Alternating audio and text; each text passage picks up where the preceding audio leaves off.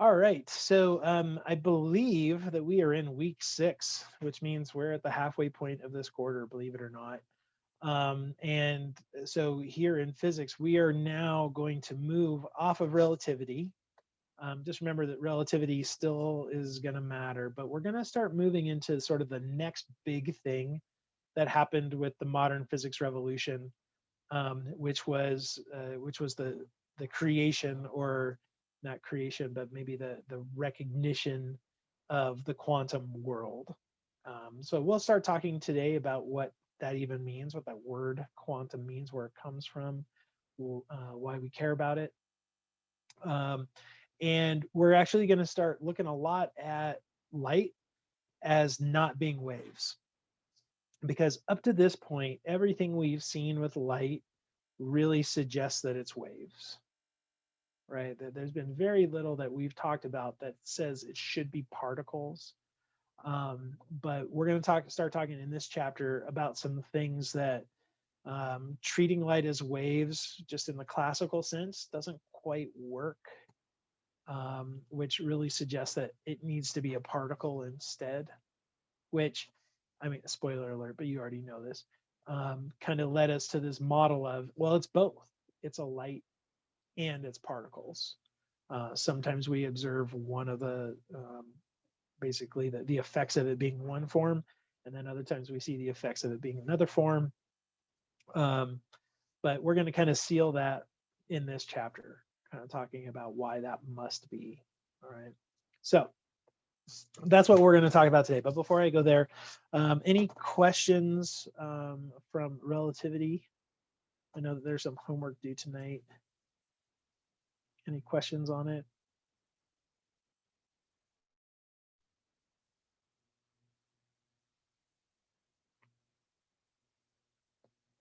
All right, I'm not here. Oh, go I ahead. had one, but I can't remember what it was. And I'm kind of Okay. bummed because I thought it was a doozy. Okay. I'll think about it though. All right. Well, what I was just about to say, because we're not really getting a lot of questions about the homework. Honestly, like the math of this is pretty easy. The math is not crazy. It's more just the implications of it that are a little bit weird. But if you just trust the, hey, we've done the process, we did the formulas, everything, it must be this way because of the two postulates, then then it must, then it's just got to be right. So anyway, hopefully it's been pretty straightforward. All right, so then let's go ahead and start moving on and start talking about this next chapter. So I want to start with what's called blackbody radiation. So I'm just going to switch to my whiteboard here real quick. All right, so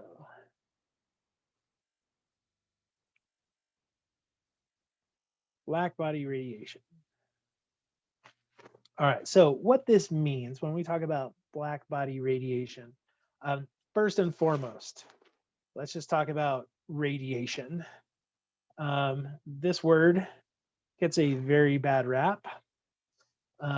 If I say radiation to someone out there in the random world, they're going to think horrible things, right? They're going to think mutated and dying and all this, which, yeah, can be an effect from radiation. But really, when we talk about radiation, physicists talk about radiation, all this is this is energy that's coming off of a body, right? So like all of us are emitting radiation right now. Your body is sending out energy. Usually it's in the form of heat, right? But we're all radiating energy right now. The lights, from in your room are radiating energy. The sun is radiating energy. So radiation itself, I just kind of want to get this out there. We're not talking about like nuclear radiation. We're not talking about alpha particles and things like that, even though that's also radiation. But it's just in general, radiation is energy coming off of an object. So I put a body, doesn't mean like a human body. It just means just some sort of an object. Okay, so then a black body, this is something that's emitting energy, but it's not, it's radiating energy, but it's not emitting energy. Okay, so this is an object that radiates,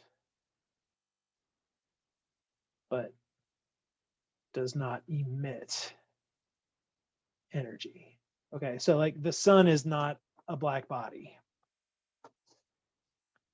You and I are black bodies. Although we're not technically 100% black bodies. Black body is a perfect, it's kind of like a, when we talk about like the Carnot engines and things like this is a theoretical best possibility. But most things can be approximated to be a black body.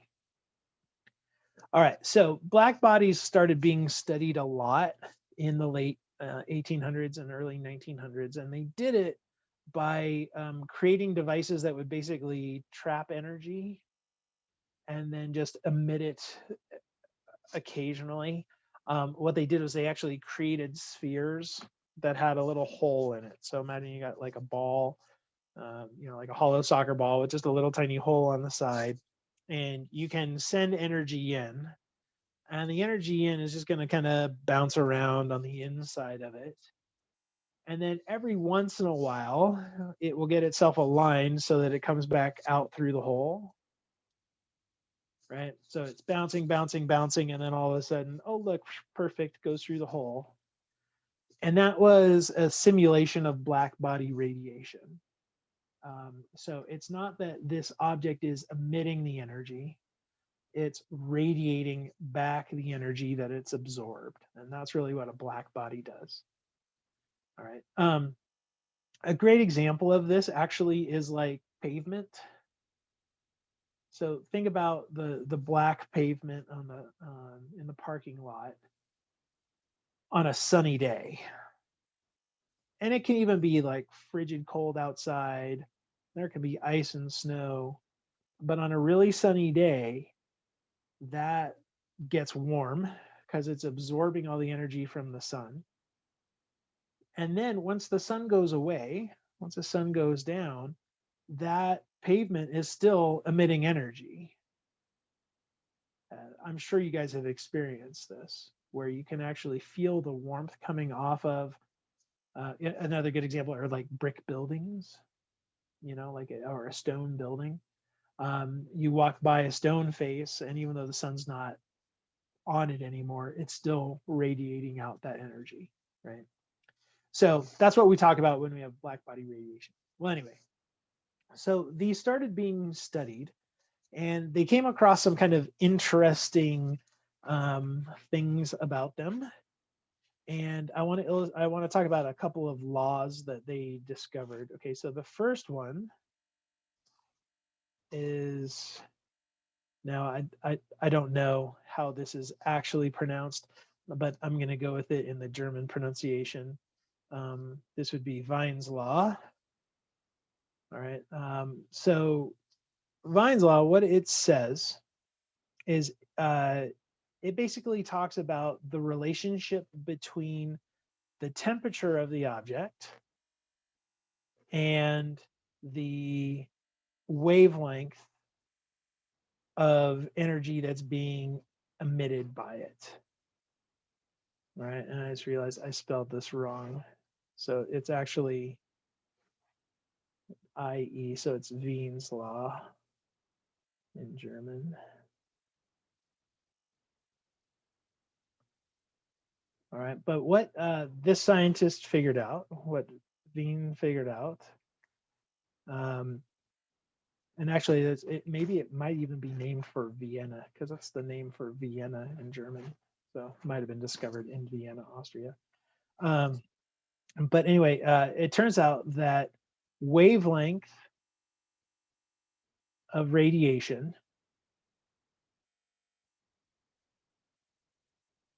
and temperature are inversely proportional.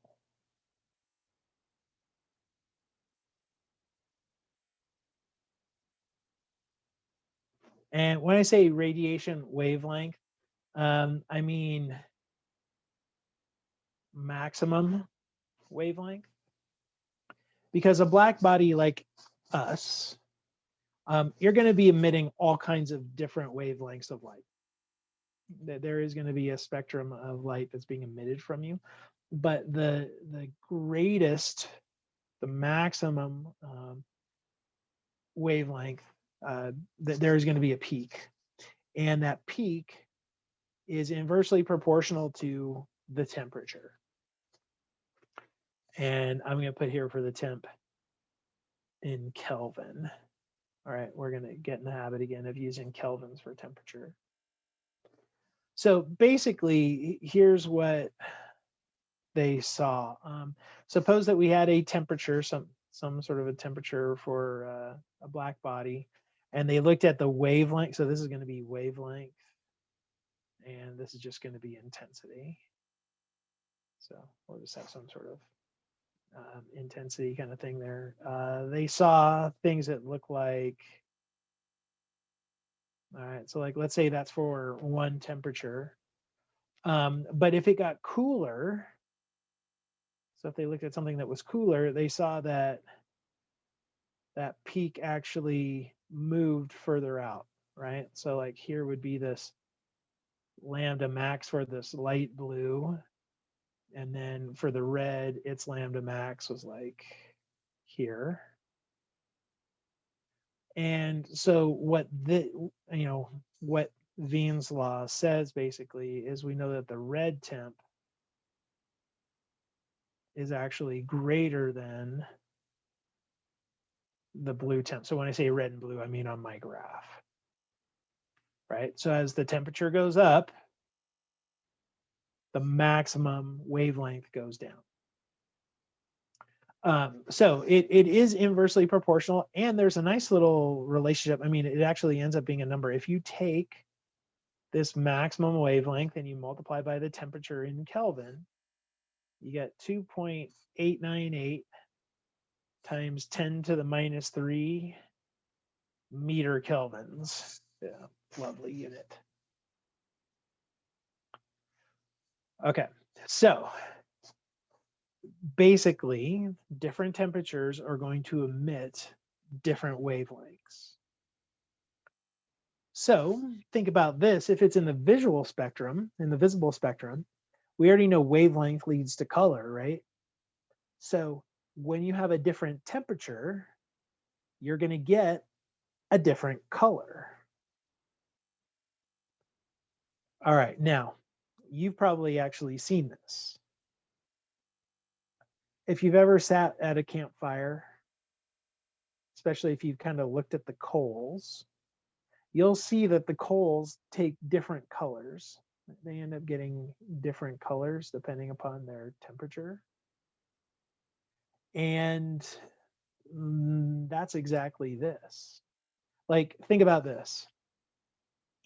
Which coals are going to be hotter, red ones or yellow ones? Like in a barbecue, which of those are hotter, yellow or red? I'm going to say yellow. All right. So you're saying yellow. Is that just kind of a guess or from experience, or are you making use of Jeans law? Because I to be fair, I love to grill on the barbecue, so I do this all the time. So I know what I see when I'm doing it. But here's the thing: when it cools down, when those things start cooling down, it gets a really, really kind of deep, dark red.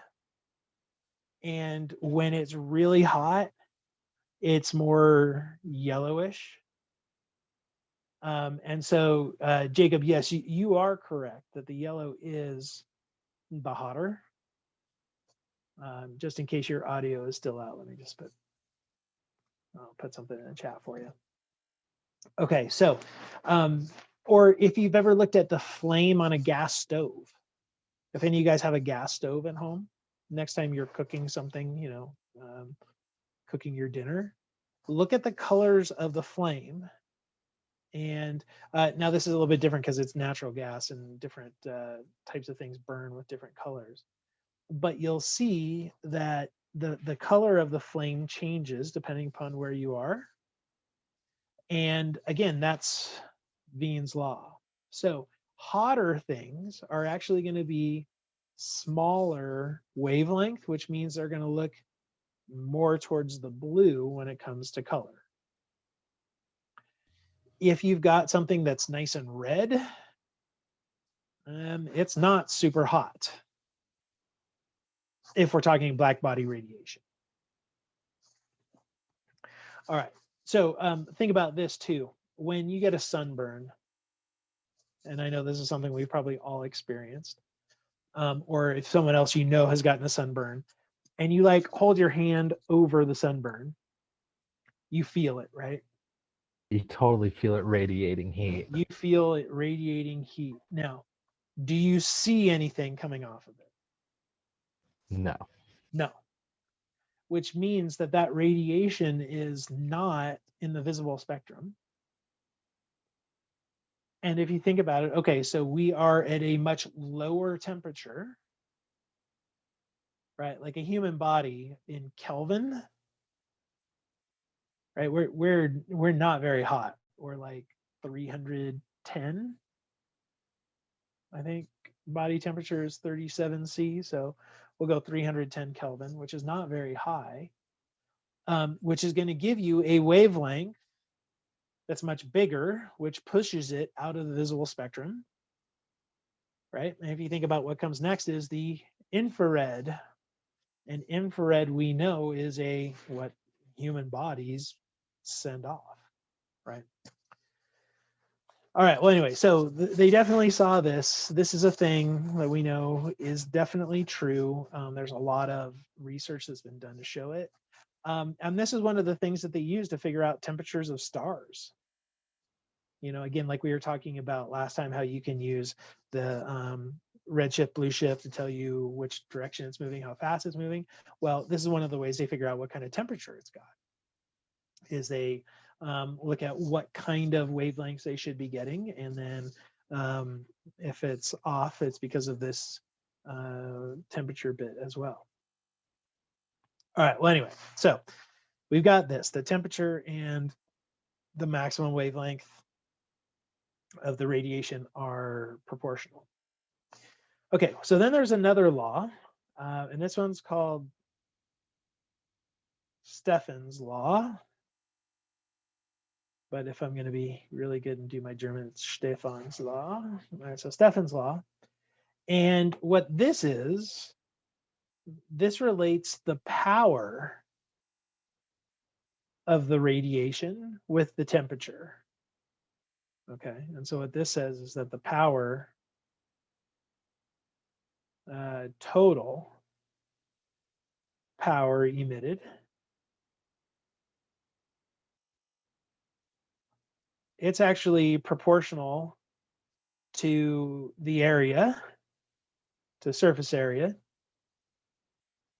which makes sense, right? If you have more surface area, you're going to emit more radiation. Go to your body. Suppose that the entirety of your body is sunburned. You're going to be sending out way more energy than if only a small portion of your body was sunburned. So it's proportional to surface area and to the fourth power of the temperature.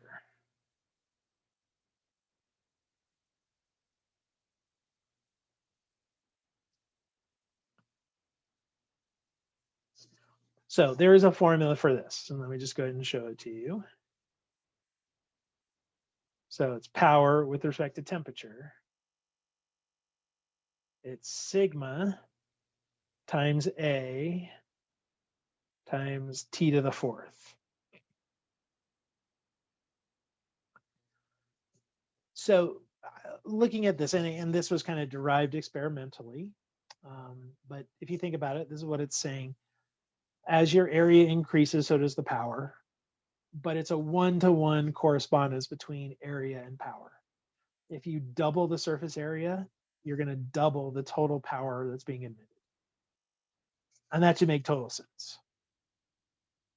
Right? Like, yeah, okay. But what's kind of crazy is that T to the fourth. Because now you double your temperature, you actually increase your power by a factor of 16. Whoa, 16. So there's actually a fairly significant effect by temperature and how much power is actually emitted. Quick question. What were the units of power again? So power is watts. That's it. Yeah. And thank you for not making me try to think what exactly that is in terms of like newtons and everything else, but it's watts. All right, so that's pretty incredible, actually, that there's that big of effect. And then this guy sigma, that's a special constant. You may have actually seen it before. I'm not sure, but it's named. It's the Stefan Boltzmann constant. You may have seen it in chemistry. You wouldn't have seen it in a math or physics class up to this point, but it's the Stefan Boltzmann constant. I'm not going to bother telling you what the number is on that because it doesn't really matter. You can always look it up. Okay, so another kind of interesting fact that they found out about black bodies. And then there was the third one. And this third one, it's the Rayleigh Jeans Law. Just erase this real quick.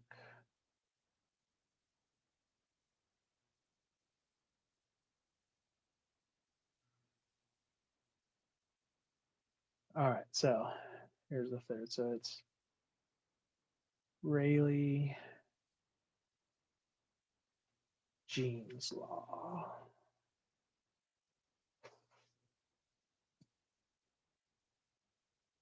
Okay, now what this one says is that the radiation intensity, so not power, but just like the intensity of the radiation, is inversely proportional to wavelength.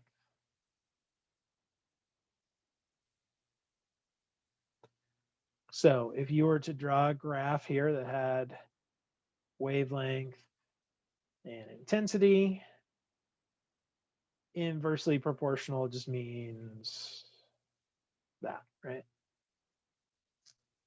So as you increase the wavelength, the amount of radiation intensity goes down. And again, this makes sense. If you think about Wien's law, that the greater the temperature, the lower the wavelength, the maximum wavelength. So if we're in a situation where we've got low wavelength, or sorry, big wavelength, then we've got very low temperature. So when we're out here on this end, an implication here is that this would be low temp. So if we're at a lower temperature, then yeah, the intensity of the radiation probably isn't as great. Versus on this side, we're at a higher temperature. And you'd go, okay, yeah, that kind of makes sense. All right, so they started playing around with this. They started seeing this, and they came up with these laws. Okay, but now here comes the but. But they started actually doing the data, doing the measurements of this. They set up, apparati to check this. And so I'm going to put some data points in here. These are going to be in the, I'll make them X's. And they saw that it kind of followed this for a while. But then there was this horrible drop off. So what they were seeing wasn't something that was actually an inversely proportional deal. It actually had more of a, like a bell curvy kind of shape. And so it matched pretty well for bigger wavelengths. But as they started getting into smaller wavelengths, things fell apart. They had an awesome name for this. They called this the Ultraviolet Catastrophe. I love whenever they use, like, you know, buzzwords like catastrophe, right? Talk about show. Whoa, wait, there's a catastrophe. It was called ultraviolet because that's where they started seeing the real big issue. But they saw that with a really small wavelength, there was actually virtually no intensity. In fact, it dropped off to 0, and there was a peak of intensity that was happening at a given wavelength, but it didn't quite match Rayleigh Jeans Law. All right, so that meant something was wrong. Something was wrong with this model. Something wasn't working.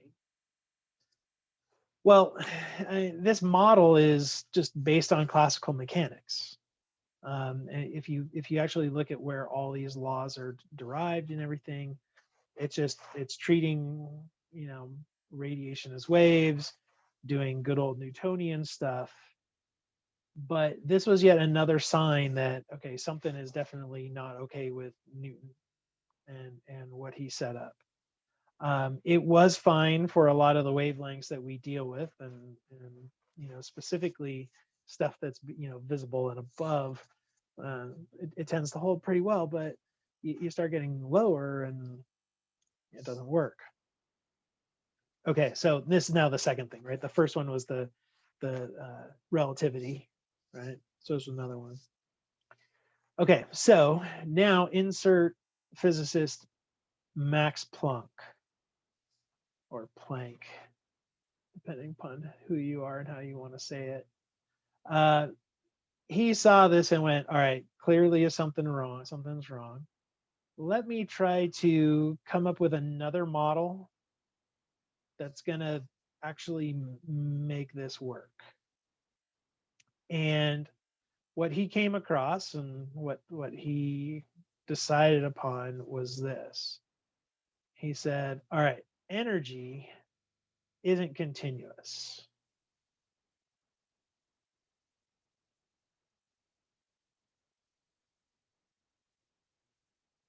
But instead,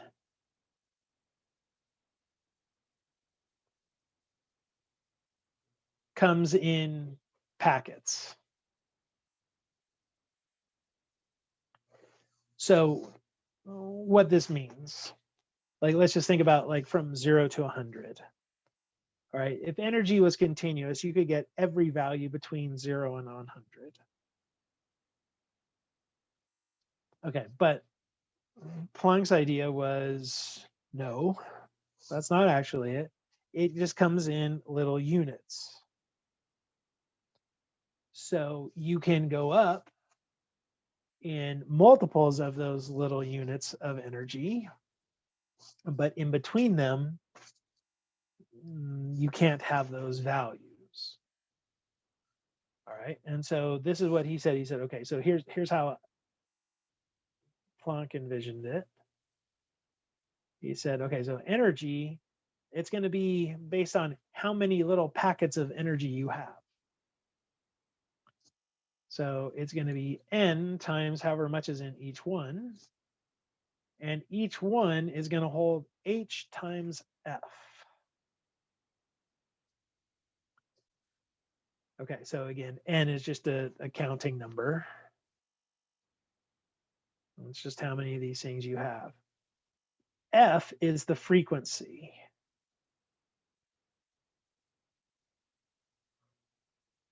So that's going to be the frequency of the radiation, the frequency of the light, the frequency what that's coming out. And then H is just a constant. It has subsequently been named after Max Planck. So Planck's constant. And it's 6.626 times 10 to the minus 34. And it's joules seconds.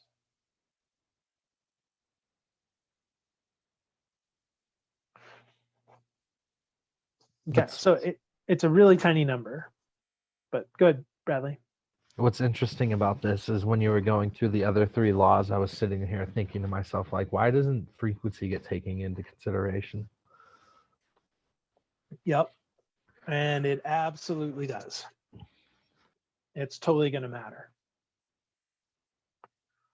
Okay, so this right here, the HF, this is a quantum. So whenever we talk about quantum anything, it's basically saying it's a countable amount. So things get quantized when we count them. So quantum is just saying that, well, energy is countable. Here's another way to think about it. Let's say we're talking about climbing a mountain. Okay. Now, if energy is continuous, that just means you can just climb this mountain doing whatever. When it's quantized, instead, we have stairs.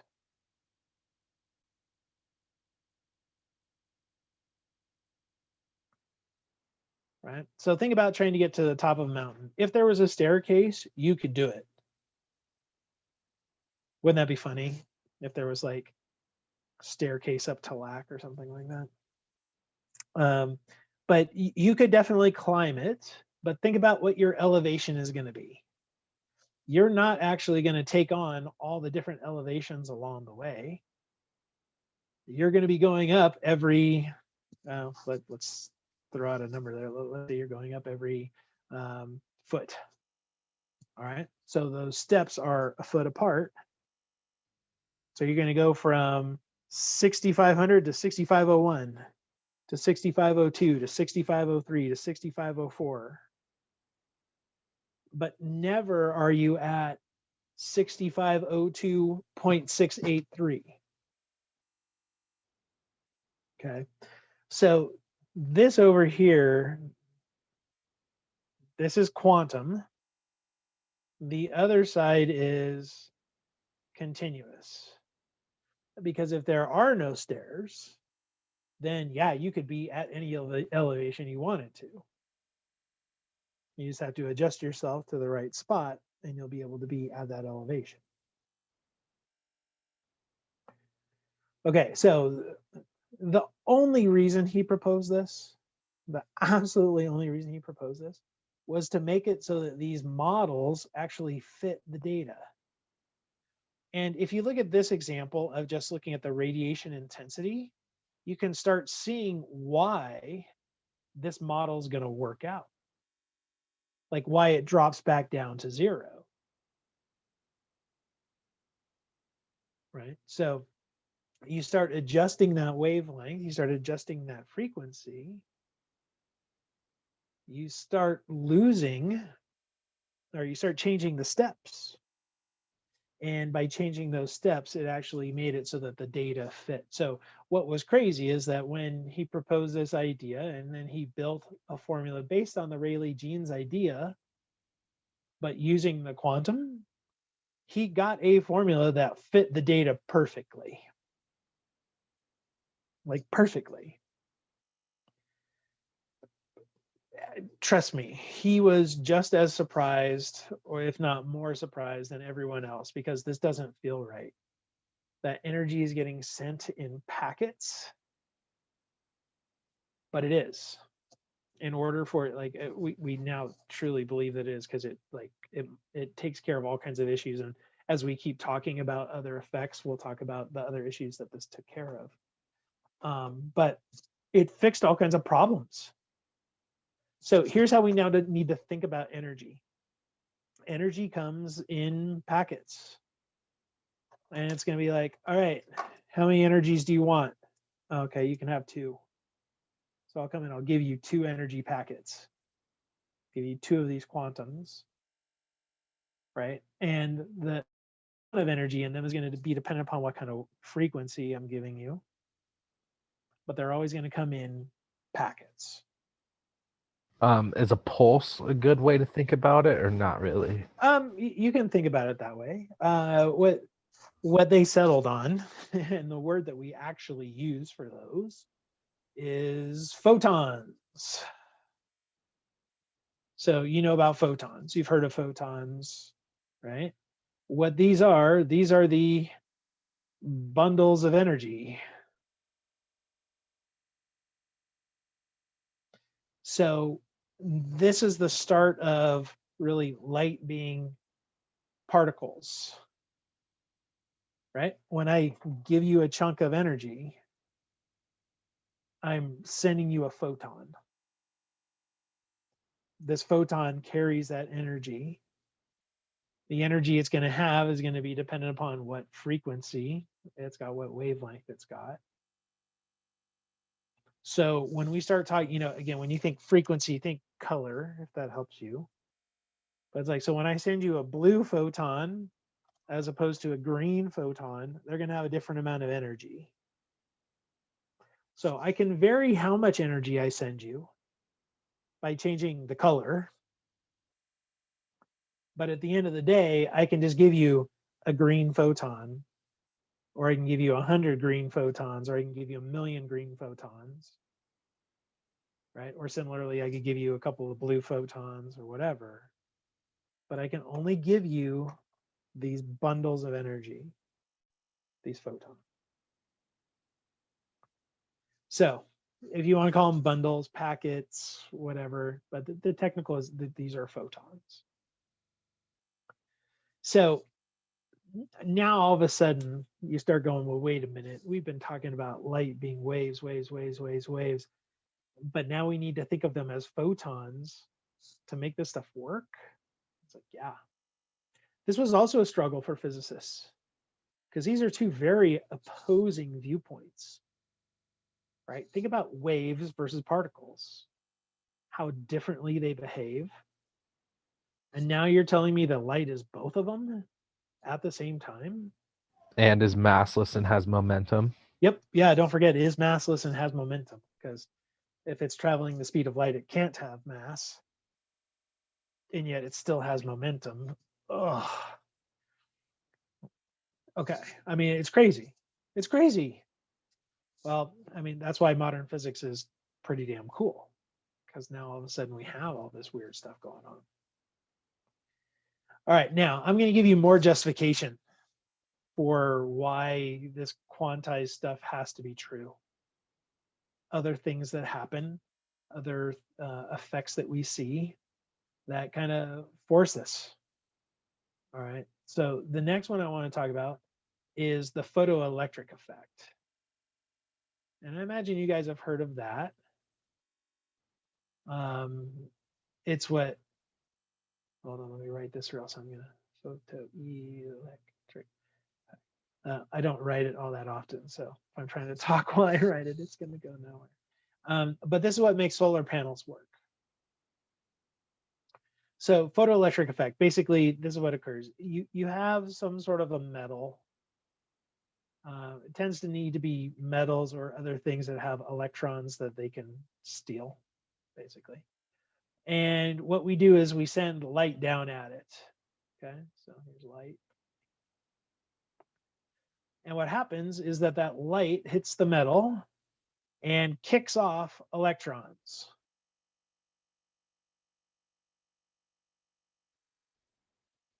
Of the material? Yeah, Yep. So they get knocked off of the material, and that's why I said metals tend to have a lot of free electrons that they can steal. And then again, it depends on what the material is. I know that Bradley, you've taken chemistry. I don't know how many of the rest of you have taken chemistry, but obviously different materials bind together differently and all that. But some are such that they will be more likely to kick off these electrons. So those electrons actually leave the metal. It's not like they're getting created out of nowhere. Although technically we could, right? If we convert enough energy, we could turn it into mass and make electrons. But no, these are electrons that are already present in the metal. Okay, so there's all kinds of electrons that are already in here. But getting hit by the light causes these electrons to pop off.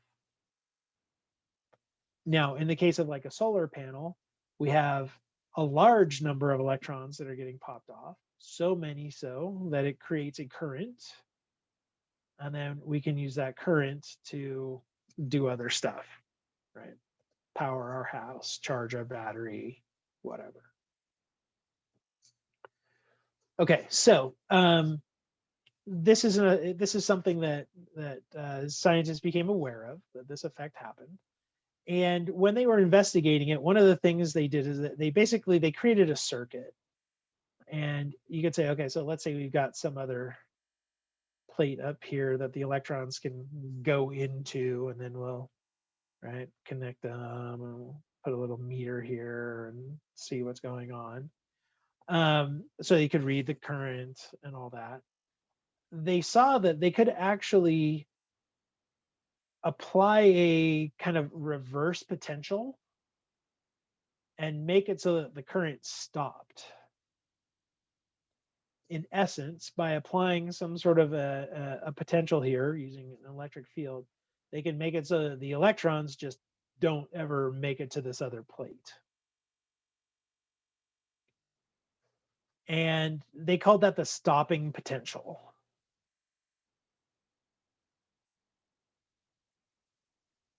So we're going to call that delta VS. And it literally is the reverse potential needed to stop the current. So here's how I like to think about this. Anytime I talk about energy or electricity, I always use the gravitational analogy. I think of it like gravity. Okay, so what's going on here is these electrons are popping off, right? They're flying away. Well, imagine we could affect gravity. If we could make it so that the gravitational force was greater, those things that are popping off are not going to be able to pop off as far, right? We're going to be able to hold them back. And if the goal was to keep them from popping up to this certain distance, if I knew how much energy they had as they were leaving, I could adjust gravity such that they just can't jump up and reach it anymore.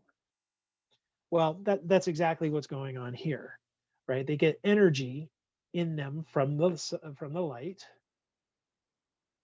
and so they start flying away because that energy gets imparted as kinetic energy. Well, that stopping potential is that you can change the electric potential, which is basically stealing that kinetic energy. And eventually you can steal enough of that kinetic energy so that they don't reach it anymore. And that was called stopping potential. Okay, so here are some of the things that they saw with the photoelectric effect that are a problem if we go with the classical viewpoint. All right, so here's the first one. They saw that there was no time lag between the introduction of the light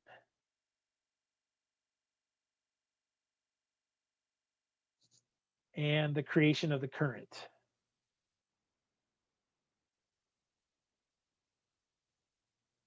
So basically, let's say we got a flashlight shining down at our material.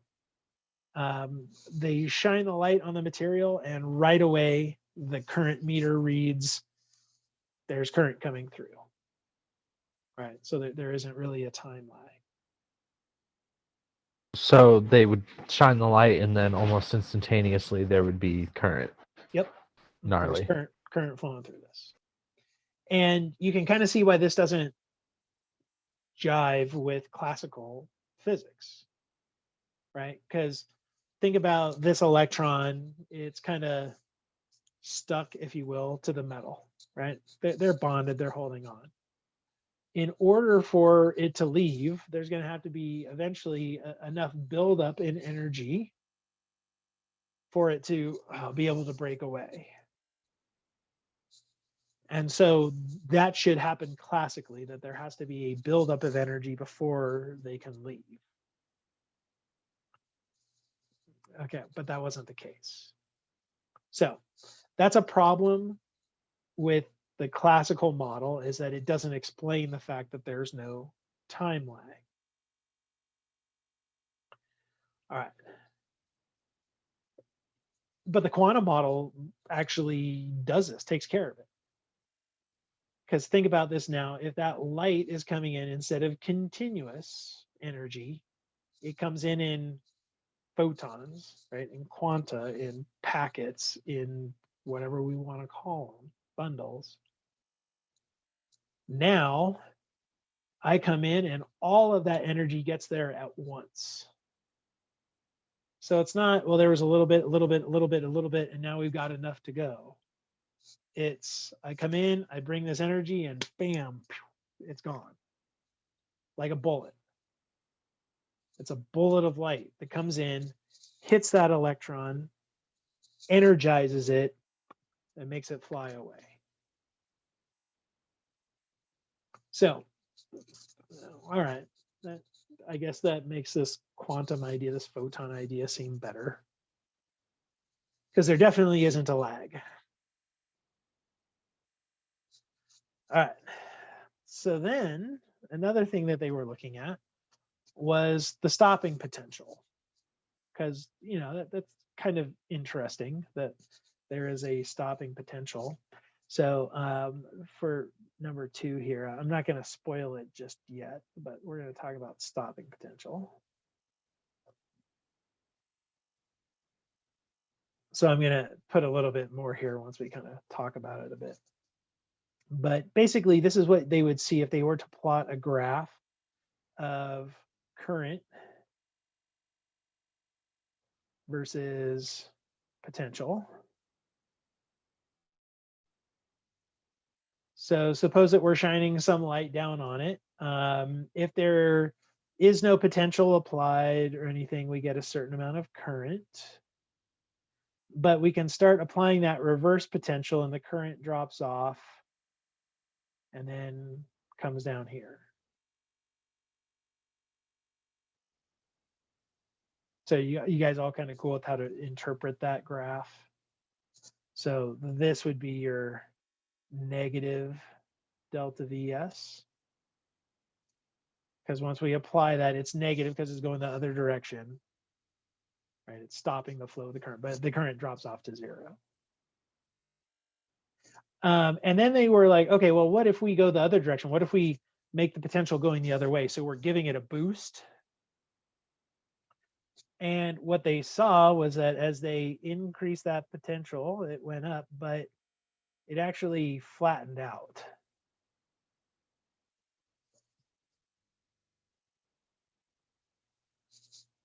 So that is also a little surprising, right? Because think about it again, it's gravity. Well, what if we reversed gravity? So instead of the Earth pulling you down, the Earth was actually giving you a boost away. You would think, okay, well, that should increase how many of these electrons are popping off. But it didn't. And again, you can kind of see why that has to be, if it's quantized, because if it wasn't quantized, if it was continuous, we should see as the potential applied goes in the direction that we want these things to be moving, and we're giving them a boost, then little small bits of energy should be enough to make them leave,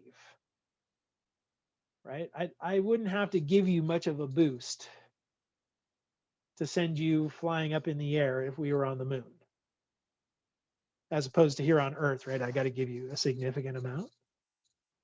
And so that was another argument against, I guess this is going to be a 2A and 2B because there's two things we're going to have here. But that would be an argument against this continuous energy, because we should see these things as the potential goes more positive. We should see current keep increasing. All right, but if we go to the quantum photon world, you can go, well, no, it shouldn't matter, right? Once we get to a point where like it's getting as much of a boost as it needs for it to get up to that next plate, I mean, it's only going to go whenever it gets hit by one of these photon bullets. So that also kind of helps with this maximum. But that wasn't actually what I was going to go with this picture, but I mean, so it's a 2A. But so this is the graph of some light at a certain intensity. So then what they did is they said, well, let's actually increase the intensity of the light. Let's shine brighter light on it. So you think about, what should we see if we've got brighter light? What do you think would happen on this graph if we shine a brighter light on it? Where it hits the axes would be higher up, positive. Okay. Yeah, so we should expect to see, you said axes. Do you mean both axes or just the Y or the X? Just the Y. Okay. So let me change color. So let's say we're going to go higher intensity with the green, but we should expect that the current would be greater, right? Which they did see. That yeah, if it's more intense light, you're going to get greater current. That's why solar cells work a lot better when it's super sunny as opposed to when it's cloudy. All right, they actually saw the exact same effect as they increased the potential, that it kind of leveled out. It leveled out at a higher amount. But again, yeah, okay, that makes sense. And so this leveling out still, waveness doesn't really, or continuous energy doesn't make sense. But this photon packet energy totally does. Again, greater intensity, just think that's more bullets coming in, more photons coming in, which means more electrons that are going to get kicked off, which means greater current. Okay, but then this was the bit that they were kind of surprised by, is that it actually went to the same stopping potential.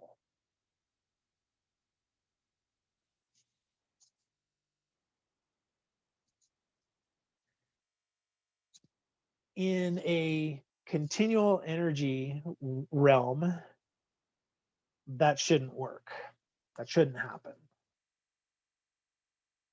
Because if I've got greater intensity, even if I'm giving small little chunks of energy, I'm giving lots of little chunks of energy, which would still be enough to get things to get kicking off, but it didn't matter.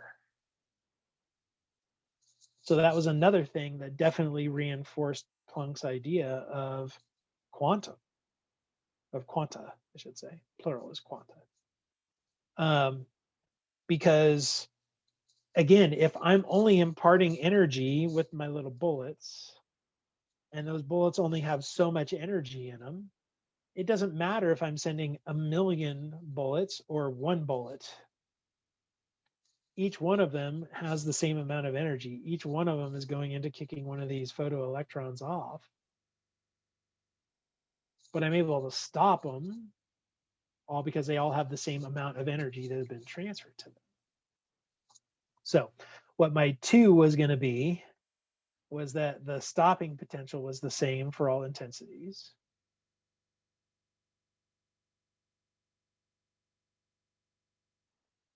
And I'm going to go ahead and put that 2A on there too, that the current leveled off with increased positive potential.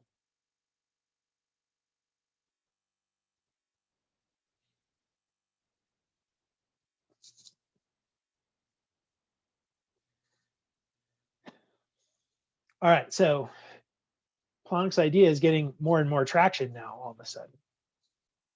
It's like, wait a minute, this is actually explaining a lot of these effects that we are seeing, but we can't explain with our old school way of looking at energy.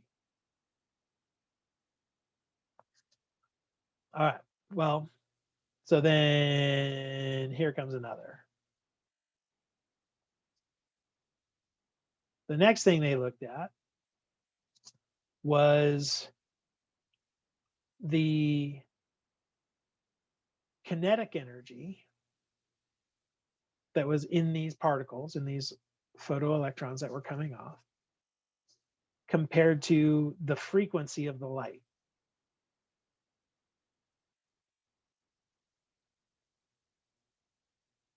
All right, so you start looking at this, at the frequency of the light. You start getting a graph that looks something like this. Actually, let me erase. I'm going to come up to over here, because I'm going to draw the graph and then we'll write down the implications down there.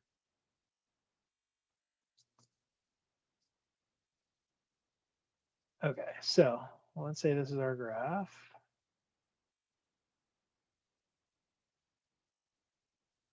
And we're going to look at kinetic energy, and I'm going to call it K max, because not all of the particles of the photoelectrons are going to have the same kinetic energy, right? They're not.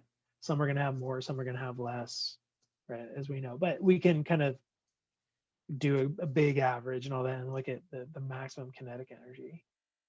And so they took some sort of metal. Oh, I forgot to mark what the other side was. The other side is frequency. So they took a metal, let's just say copper. So they took a plate of copper and they shined a red light on it and looked at the kinetic energy that were in those photons. And you can actually do that by adjusting your potential and doing stuff like that, right? But anyway, so they shine a red light on it, and then they shine a green light on it and a blue light on it, and then infrared and ultraviolet. Okay, so they do all kinds of different frequencies and get all kinds of velocities. So for, let's say, copper, they got a bunch of different frequencies and all that. And so they connected the dots and they saw that they got a line, but there was a frequency at which nothing else happened below it. So they called that the cutoff frequency. I think that is pretty self-explanatory for why they called that that. But that was the frequency that once they got below that frequency, no more light came off. Or sorry, no more photoelectrons came off. All right, so they do that with one metal, and then they did it with another metal. So if that was copper, how about this is aluminum? I have no idea if that's actually accurate, but they did the same kind of thing. They get some data points, they connect the dots, and they saw exactly the same thing, that there was another cutoff frequency. But the other thing that was interesting is that these lines are parallel. So they're what they saw was that this maximum kinetic energy of the electrons, photoelectrons, not only is there a linear dependence between frequency and kinetic energy, but that linear relationship has the same slope regardless of which one it is. Okay, so let's put that here as our number 3. Or I guess it could be number 4 if we rename our 2A, but so what I'm going to put here is that there is a cutoff frequency. And I'm going to put here dependent upon the metal.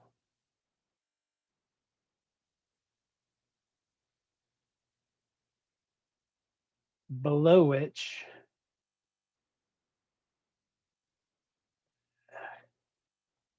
I started writing witch as in wicked witch.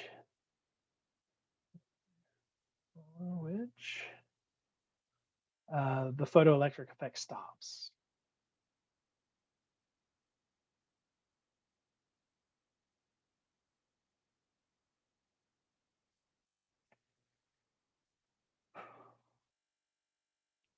Okay, so again, with the, if we're just sending continuous energy, that shouldn't be a problem, right? Like the frequency of the light shouldn't matter at all, first of all, in terms of the energy that we're imparting. And it certainly shouldn't be that there's some place where it just cuts off. Okay, well, if you think about this from the quantized perspective, oh man, it totally works.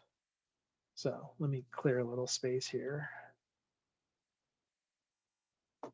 And let me show you what I mean. Okay, so if we go to, if we go to quantum, we're going to go ahead and send in some energy. Okay, so I'm going to put here E sub F. Okay, so we're going to send in some energy, which is equal to H times F. So that's our little, that's our packet, right? We can have N of them. We can have as many as we want, but each one of them is going to hold H times F. So again, H is Planck's constant and F is the frequency. Okay, now that energy is going to get split into two things. Some of that energy evidently has to go to some sort of minimum amount of energy that we need to get going, this cutoff frequency. And so we're going to call this thing phi. And then I'm going to put here plus K max. All right, so you can think of this phi as that's the buy-in. That's the amount of energy that you actually have to give it before it can even start going. And it's going to depend on the metal. I mean, you can see that here, the different metals gave us different cutoff frequencies. We call this the work function.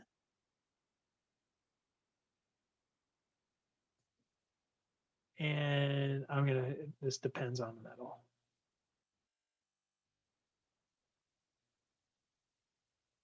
So every metal, every surface, whatever, has a work function. So if we are going to be applying this, right, if we are going to be trying to actually get energy from a solar cell, what we want is something that's going to have a small work function. The lower the work function, the better. Because then more of the energy is going to be going towards the kinetic energy of the photoelectrons, which is going to mean we're going to be able to get them to our collection plate, whatever. We're going to be able to store, we're going to increase our current, and everything's going to be great.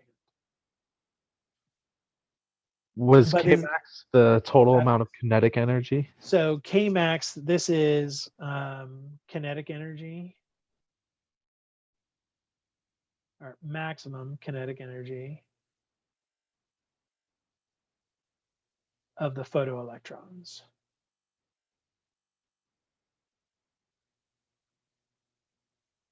So it's like, all right, so I just sent in my energy. I just gave you this. But some of that energy goes to the metal just to like, I don't know, binding energy, whatever, like just to get it so we're good. And then the rest of the energy goes into the photoelectron as kinetic energy.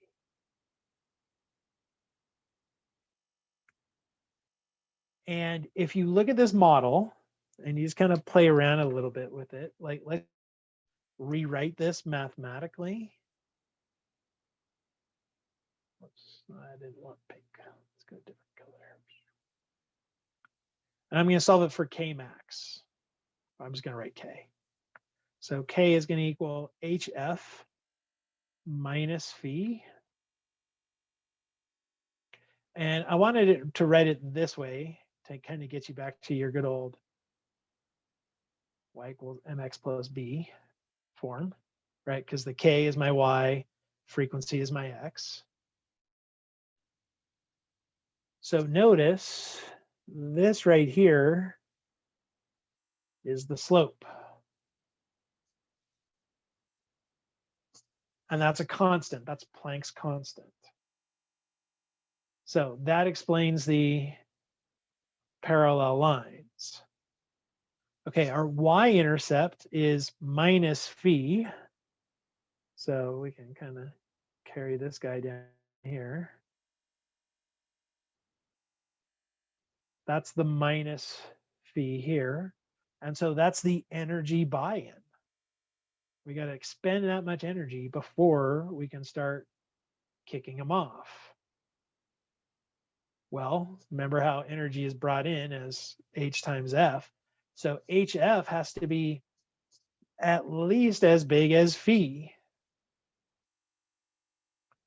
So if you were going to go to the cutoff energy or frequency, you can actually calculate what it's going to be. Erase this stuff real quick.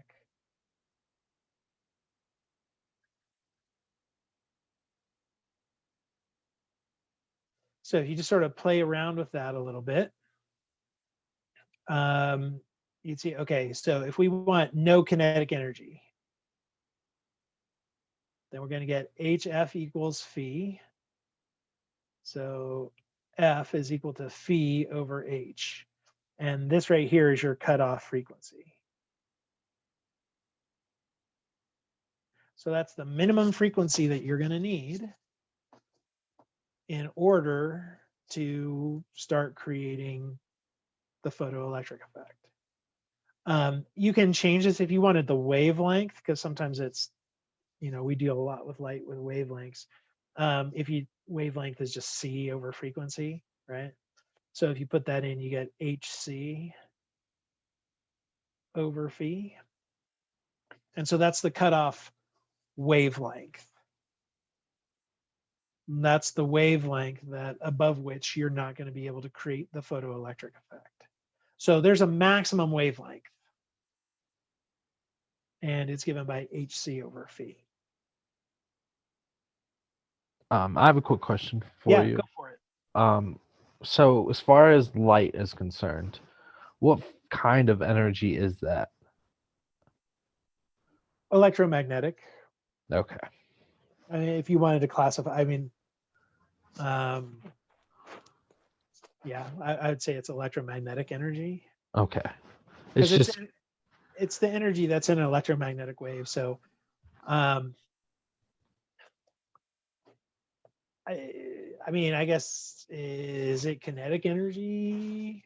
Sure. It could also be thermal. It's definitely, right? There's definitely thermal energy, yeah. But thermal energy, I mean, it is, thermal energy is kinetic energy that's converted in a way, right? Like, I mean, think about rubbing your hands together and they warm up. that was happening because you had kinetic energy. The kinetic energy was getting lost due to friction. It was getting converted into heat, right? So thermal energy. So I don't know that it's quite so easy to just say to classify energy into different pieces anymore. Because when you really start looking at it, I mean, even thermal energy is kinetic energy.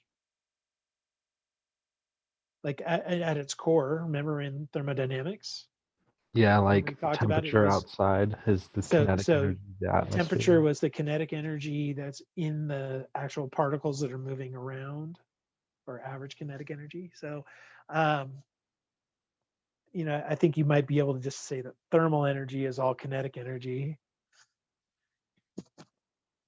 Um, yeah, I'll just be honest with you. When I think energy, I try really hard not to classify it as different things anymore. Like when you first learned physics, we were really big on you've got kinetic energy and you've got potential energy. And if you steal some of the potential energy, it turns into kinetic energy. And so we really kind of trained you to think about it as, there's the buckets of energy and we're taking some from one into another. And so we kind of do you a disservice. Like that works really, really well for all that mechanical energy, for energy of motion and all that. But when we start talking about just energy altogether, and now, oh good Lord, we have to throw mass into that. Because remember, now it's energy / mass conservation. Labeling it becomes difficult and less useful. But to get back to your answer, I would say that light energy would be a form of kinetic energy if we wanted to kind of go to there's really kinetic and potential. Because it's not so much stored energy, even though it kind of is, but light is moving. So I would say it's kinetic energy. Anyway, I don't know. I kind of feel like I went round about your answer, or your question. No, I was just curious if there was like a certain distinction because, it behaves in multiple ways. Yes. And I think you could make a case for calling it one form or another. I think it just kind of depends. Anyway. All right. So there's more justification now for no, light's got to be a particle. It's got these little quantized chunks of energy. It's making things do what we're actually seeing them do. So in terms of new stuff, I want to stop here because I want to talk about the exam, because we got our exam next time. It's time for exam 1, and I don't want to go too far into the quantum stuff because this isn't going to be on the exam, but we don't have time to just not talk about it. So we'll pick up the conversation on quantum next week on Tuesday, and we'll talk about a couple of other things that they saw that sort of forced the idea of quantum. And from here on out, we're going to be looking at the world through this quantum lens, through we're sending out little packets of energy. And then a little bit later, we'll see how photons actually are waves. Like there's a way to describe them using waves, or waves using photons, however you want to think about it. Excuse me. So that this seemingly this weird duality of like, it's a Jekyll and Hyde thing for sure, right? It's like, no, it can't be both at the same time. Well, maybe sometimes it's evil, Mr. Hyde, and sometimes it's, Dr. Jekyll. We're going to see that they really are one and the same. So that it's not like all of a sudden it's just some random bullshit we're creating to make it sort of fit the data. But if we approach it with the right viewpoint, it totally works out. But anyway, that's a discussion for later. So now that we're entering the quantum world, we're going to be in the quantum world. just realize that it doesn't necessarily just mean small. I know that there's a perception out there in the real world that when we talk about quantum physics, we're just talking about, subatomic stuff. No, that's not at all what quantum means. We do apply it to that a lot. But quantum really is nope, we're just sending you little packets, bundles, bullets of energy instead of it being continuous. Anyway. All right, so next time is your exam. And in terms of what it's going to cover, just so you guys know, it's going to cover all the optics. So I think that was chapters 1 through 4, and then relativity, chapter 5. So it's going to be on 1 through 5. So it's primarily optics, but there will be some relativity on there. So some things that you should definitely know how to do. All right, let's just kind of talk about what were in all those different sections. And let's actually start at the most recent. So relativity, as you guys saw, the math behind relativity is not that difficult. I'm not going to ask for you to prove anything with the relativity, but know how to use the formulas, know how to see the effects on time and lengths and things like that on when we've got these moving reference frames. Some things I'm going to suggest that you really pay attention to that are really key. Gamma is huge. Know how to find gamma. It's easy. It's a pretty basic formula. It's always the same formula, but know how to find gamma and the implications of that. If there's no motion, gamma equals 1, right? So like if we're not moving relative to each other, V is 0, gamma equals 1. It's when you start straying away from 1 that you start getting the weird effects in terms of time and length, and realize that you need to have fairly significant speed for it to be noticeable. When you do even just 0.1 c, so you're going 1/10 of the speed of light, 3/7 meters per second. Gamma is only like 1.005 or something like that. So it doesn't actually have much of an effect even at that speed. So know your gamma, see if it's relevant.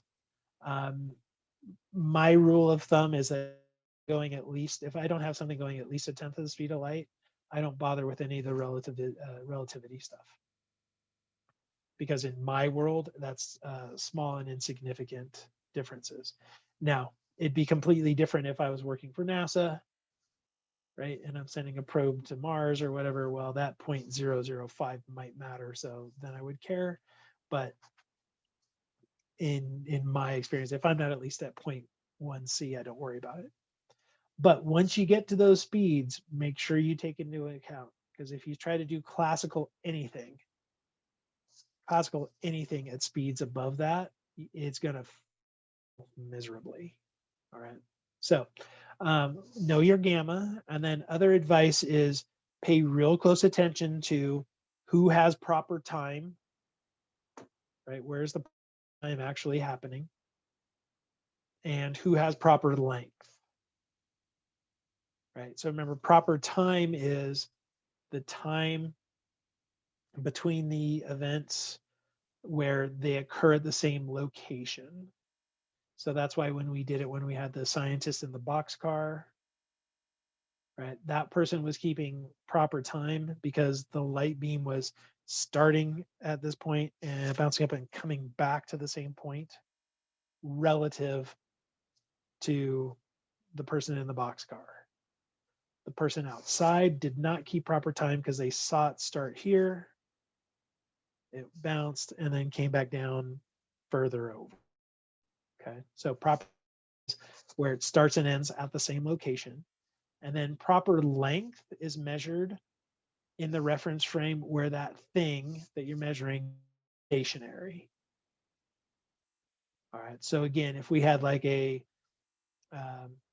bench in the rail car, the physicist in that railway car is going to measure proper length because relative to them, that bench isn't moving. Where you have a scientist who's outside the rail car, comes screaming by, when they try to measure, they're not getting proper length because it's moving relative to them. So keep track of who's got proper time and proper lengths, because after that, it's simple formulas, man. Multiply by gamma, divide by gamma. I mean, that's all we ever did for any of them. But there's some pretty interesting implications for sure that come from that. Okay, so that's what you should be able to do with relativity is basically do the computations and figure out what are the relative speeds now and the like. All right, so obviously there are other things in there like Doppler effect and the Lorentz transformations and all that, but it all comes back to gammas. I have a quick question. Yeah, go ahead, Bradley. Do you know if Kepler's laws of planetary motion were done classically or relativistically? Classically, 100%, they were done. Okay. And that shouldn't be an issue because again, the speeds of the planets relative to the sun are not that high, not high enough. Like remember that question you asked me about from the homework? Yeah. We were looking at the velocities of the Earth relative to the sun, and we got like what 3 × 10⁵ or something like that meters per second. Yeah. I mean, not even close to even 1/10 of the speed of light. So, and definitely at the time of Kepler's technology, the technology of Kepler's world, they wouldn't have been able to notice any kind of an issue with that. Our technology today might be able to notice that, but again, talk about a very, very small effect. Like when we ran the numbers, remember it was gamma, it was 1 and then like 7 or 8 zeros. Yeah. 5 or something. Like it was, I mean, your calculator even just said 1. So yeah, but for sure, I know Kepler's laws were done pre-relativity, quite a bit pre, a couple hundred years. All right, so then optics. What are you going to need to be able to do for optics? Well, for sure know how to do all the geometric optics. So reflections, refractions, total internal reflection, all that kind of stuff. So know how to use Snell's law and things like that. Know how to do all of the object image stuff for both mirrors and for lenses. The most important thing with those, I'm going to stress for you, is watch your signs, your plus or minus signs, because remember that the sign conventions are a little bit different for mirrors than they are for lenses. But the one thing that you can always use to help you is, negative is reserved for virtual, and virtual means the light rays don't actually pass through that point. So like think about with a reflection, right? So there's a mirror right in front of me and I see my evil twin. The light isn't actually coming through or hitting my evil twin, right? It just looks like it is. So that's why it's a virtual image, as opposed to like when you send the light through the lens and we can actually project it onto a screen or something, then that's real now because the light rays actually pass through it. So real is positive. So that's the easiest way to remember the conventions, is just negative means light's not going through it. And the same thing with focal points. Like when we use the focal points of lenses, so like a convergent lens, that's a positive focal distance, because as the light rays go through that lens, they're going to all bend and come together at the spot over here, right? So that would be a positive focal length, as opposed to a negative focal length, which we're going to use if we've got a divergent lens. But anyway, I'm just mentioning that because that's where the majority of issues happen on this exam. It just in history with students, assign errors when you're doing that. Okay, but definitely know how to do those. Know how to draw the ray diagrams as a double check. Right, parallel rays are going to either go into the focus or bounce off, diverge away from the focus. If you go through the focus, they come out parallel. Like think about those different rays, or like on a mirror, if it's spherical mirror, if you go through the center, it bounces straight back. So you can use those to help you see if your answer is reasonable. And I do that all the time. Obviously, I'm not going to be specifically, like my scale may not be exact, where, oh, well, my focal length is 12 and my image is, object is 20. Well, that's not exactly 20 versus 12. Well, it's going to be close to see if the number that I get is reasonable and makes sense. Okay, so know how to do that. I'm not going to ask you specifically to draw ray diagrams, but it's a good tool to have just to make sure that whatever number you calculate makes sense. I'm a big fan of that. I follow the light. I just go, okay, where's going to happen to this light? Where's it going to go? What's it going to do? And that makes me feel better about my numbers and confirming that I'm getting it right. All right, anyway, so know how to do the calculations. I think you probably remember it's not that horrible. I'm not going to specifically ask you about like details on microscopes and stuff like that, but I probably will ask you to do some things with multiple lenses, right? That kind of stuff, just because that's where it gets interesting, and that's actually the more applicable to the real world. Okay, so yeah, optics I would break into, there was the geometric optics. So reflections, refractions, lenses, mirrors, blah, blah, blah. And then there was the weird waveness of light. So that was kind of like the next part. So in that, interference. So know about the different kinds of interference and just what it means. It's the waves coming on top of each other. And we get interference from different methods, like the double slit, thin films, things like that. So know how to calculate it, know how to find the different things. I'm going to warn you about a couple of these are, again, the things that I definitely have seen issues with. One, make sure you're paying attention to, do I want constructive or destructive interference? Because that matters, right? When we're finding a bright spot versus a dark spot, when we're looking for what thickness do we need so that it looks green, right? Or watch for that. Make sure you're doing the right one, because the formulas are like basically the same, right? You're just off by half of a wavelength to go from constructive to destructive, but that half of a wavelength matters a lot with these calculations.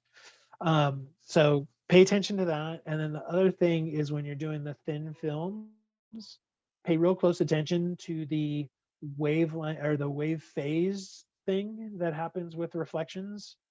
That sometimes the reflection leads to a half wavelength out of phase, and sometimes it doesn't.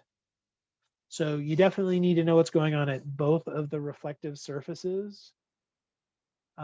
If they have the same kind of bounce, so they both stay in phase or they both go out by half, then to get constructive, you need a difference of a whole number of wavelengths. If one of them bounces in phase and the other one's out of phase by half, then a whole number of wavelengths is going to lead to destructive interference. Okay, so just watch out for that. But definitely be able to do both those kinds of problems, or any kind of interference problem, actually.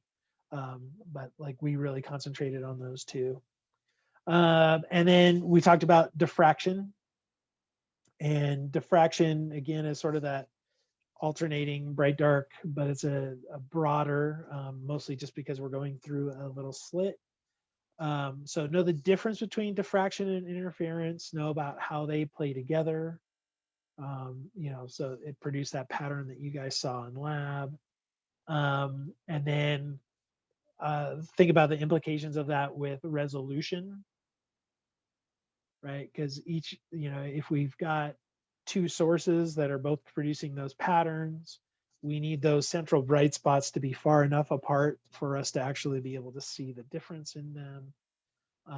So know how to deal with that and how to calculate that. Just remember that the minimum separation to discern two objects is when the central peak of one is at the first min of the other, right? So once you're there or further, you're going to see two different things. And that's why, like, for a long time, we didn't know that Pluto had a moon. When Pluto was first discovered, it wasn't known that there was a moon because they were so close together that the optical instruments at the time couldn't actually discern them as two separate. Plus, they're fairly similar size. Like, that's another weird one. Like, I think I mentioned how the Earth is weird having a really large moon. So is Pluto. Uh, Pluto's not even really a planet. I was totally okay with it getting downgraded because, I mean, what, any chunk of rock out there we're going to call a planet? Anyway, I completely digress. So that's kind of the second part of optics, right? So know all the geometric stuff, and then know these kind of weird interference wave-likeness, right? And the bit about waves, like, you may have noticed that, like, it wasn't super mathy. There wasn't a ton of, like, do these computations, but the ideas behind it are going to be kind of big, especially later when we find out that particles also behave like waves, just like light behaves like both. And so some of these same things are going to come into play when we start talking about things, things with actual mass. All right, so that's the content. That's the stuff that you need to know how to do. You guys have all taken physics exams with me, so you know what I ask. I will definitely ask you a bunch of run the numbers, right? Find the thickness that makes it so that this looks blue, or figure out where the image is located after this mirror thing, right? There are going to be plenty of those. But I also like to ask the more theory questions, the ones that get at, are you kind of seeing the more concepts, the conceptual? So expect a bunch of those. What exactly? I don't know. I mean, relativity definitely lends itself to conceptual type questions. But I'm good about finding those for other things as well. So expect a handful of those. In terms of just like the mechanics of taking the exam, it's going to turn live at 4 o'clock, and it needs to be uploaded by 6:30. So that gives you 2 hours for the exam and then half an hour of dealing with technology, right? So pretty similar to what you're used to taking exams with me. All right. So there won't be any class. I don't think I'm going to be on Zoom, but I will be checking my email. So if you guys have questions, feel free to send them my way. Hopefully everything on the exam will be fairly self-explanatory, but we know how this goes. All right. So like I said, I will be available, even though we won't necessarily be in here. Okay, so with that, let me turn it over to you guys. Do you guys have any questions regarding the exam? Any topics you want to talk about? Are we good?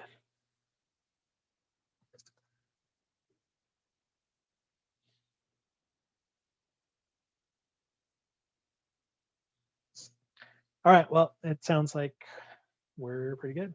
So I'm going to go ahead and stop our recording. And with that, I'm going to wish you guys well and good luck on your test.